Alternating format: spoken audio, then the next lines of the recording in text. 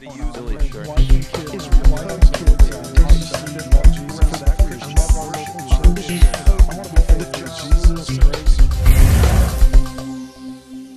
In a New York Times Magazine profile, same-sex marriage activist Dan Savage, who entertained in his home my friend Brian Brown, president of the National Organization for Marriage. Savage encourages spouses to adopt, quote, a more flexible attitude, unquote, about sex outside their marriage. A piece in The Advocate, a gay interest news magazine, supports the point still more candidly. I quote, anti-equality right-wingers, that would be people like me, have long insisted that allowing gays to marry will destroy the sanctity of traditional marriage, and of course the logical Liberal Party line response has been, no, it won't. But what if, for once, the sanctimonious crazies, that would be the IRD, are right? Could the gay male tradition of open relationships actually alter marriage as we know it? And would that be such a bad thing? Unquote.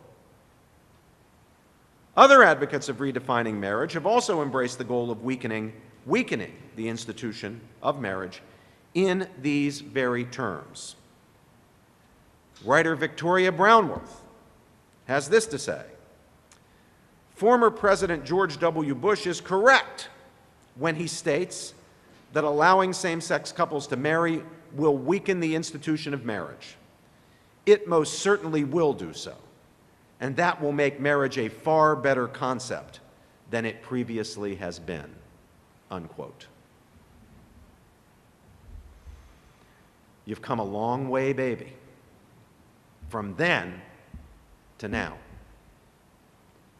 in 20 or 15 or even 10 years. Michelangelo Signorile, another prominent advocate of redefining marriage, urges people in same-sex partnerships to, quote, demand the right to marry not as a way of adhering to society's moral codes, but rather to debunk a myth and radically alter an archaic institution, unquote. I give him points for honesty.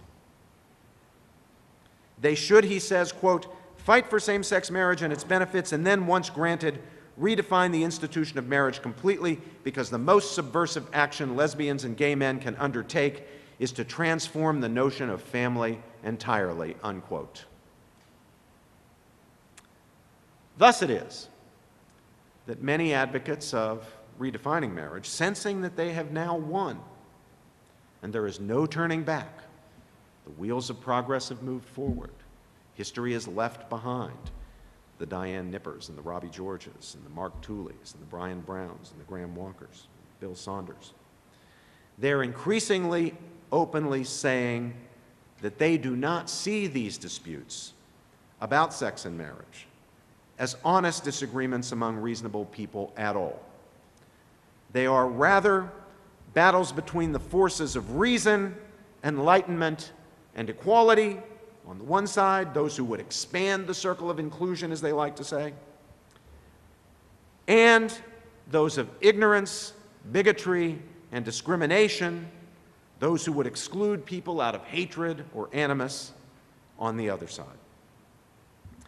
The excluders, therefore, are to be treated just as we treat racists, since they are the equivalent of racists. Of course, we, here in the United States at least, don't put racists in jail for expressing their opinions. We respect the First Amendment. But we do not hesitate to stigmatize them and their institutions and impose various forms of social and even civic disability on them and their institutions. In the name of, quote, marriage equality, unquote, and non-discrimination, liberty, especially the precious right of religious liberty and the liberty of conscience, and genuine equality are undermined.